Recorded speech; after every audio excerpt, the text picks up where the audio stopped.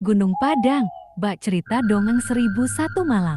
Kemunculan situs megalitikum ini ke panggung nasional dibumbui sejumlah cerita legenda, mulai dari harta karun, Atlantis yang hilang, makhluk asing, piramida, kekuatan mistis, Prabu Siliwangi, dan aneka cerita lainnya. Percaya nggak percaya?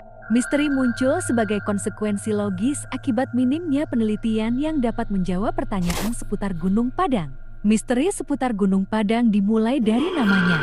Nama Gunung Padang itu memiliki aneka arti dan makna, mulai dari cerita istana Raja Siliwangi yang tak jati dibangun dalam semalam, hingga disebut sebagai ibu peradaban.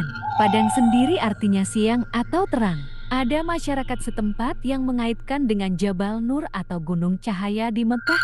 Gunung Padang memiliki pengertian berupa gunung atau bukit dan padang yang dalam bahasa Sunda berarti siang, terang, atau cahaya. Di Gunung Padang manusia atau masyarakat mendapat pencerahan atau cahaya yang ajan menerangi kehidupan di dunia nyata dan dunia gaib. Kemudian soal bagian-bagian di Gunung Padang. Ada 5 teras di Gunung Padang, di mana puncak tertinggi diyakini penduduk setempat sebagai lokasi untuk bersemedi. Tak heran kalau teras tingkat 5 ini disebut Eyang Perbuka. Memang tak sedikit orang yang datang ke Gunung Padang untuk bersemedi. Kiai Akbar juga menulis di teras tingkat kelima ini ada juga gundukan batu bernama Eyang Prajisakti. Nah, konon kabarnya mereka yang ingin jadi dokter, dukun beranak, atau suster cocok bersemedi di bangunan ini. Ada juga cerita mengenai singgasana Prabu Siliwangi, tokoh yang melegenda di Jawa Barat.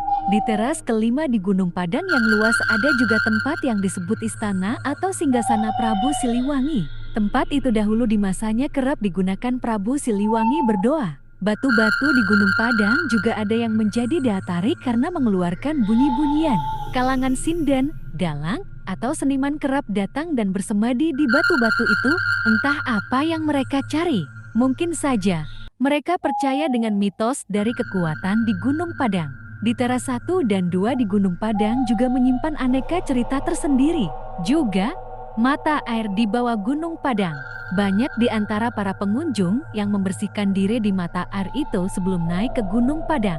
Soal batu gendong, batu harimau, dan batu kujang juga terdapat di Gunung Padang.